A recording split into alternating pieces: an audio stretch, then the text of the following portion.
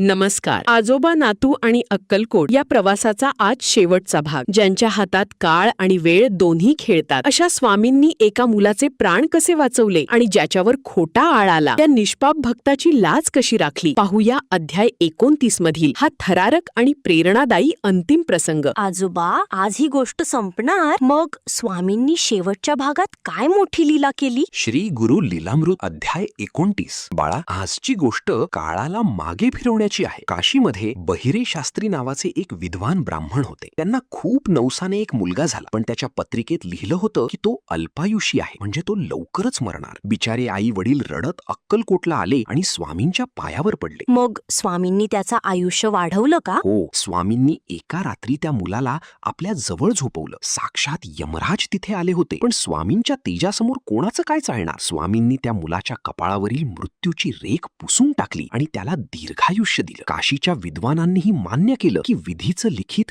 फक्त अक्कलकोटची स्वामीच बदलू शकतात. आजोबा, त्या खजिनदाराचं काय झालं होतं? तो नथोबा खजिनदार खूप प्रामाणिक होता, पण काही वाईट लोकांनी खजिन्यातून पैसे चोरले आणि आळ नथोबावर घातला. राजाने नथोबाची झडती घ्यायला सांगितली. नथोबा रडत स्वामींकडे धावले. स्वामी म्हणाले, भिवू नकोस, मी तुझ्या पाठीशी आहे. आणि काय चमत्कार, जेव्हा पेटी उघडली तेव्हा त्यात चोरी झालेले पैसे जसेच्या तसे परत आले होते. स्वामींनी एका प्रामाणिक भक्ताची अब्रू राजदरबारात वाचवली. आजोबा, स्वामी किती महान आहे. ते गरिबांचे, दुबळ्यांचे आणि प्रामाणिक लोकांचे रक्षण करतात. बाळा, हाच तर या सीझनचा संदेश आहे. जो स्वामींना अनन्य भावे शरण जातो त्याच्यासाठी स्वामी प्रत्यक्ष काळ आणि वेळही बदलतात. आजोबा, नातू आणि अक्कलकोट हा प्रवास इथे संपला असला तरी स्वामींच्या गोष्टी कधीच संपणार नाही, कारण स्वामी आजही आपल्या सोबत आहेत. मृत्यूवर विजय मिळवणारे आणि भक्तांचे रक्षण करणारे अक्कलकोटचे स्वामी. सीझन 18 मधील हा प्रवास तुमच्या मनात स्वामींप्रती भक्ती निर्माण करो, हीच प्रार्थना. पाहत रहा आजोबांच्या गोष्टी आणि विसरू नका, अक्कलकोट निवासी पूर्ण ब्रह्म स्वामी समर्थ.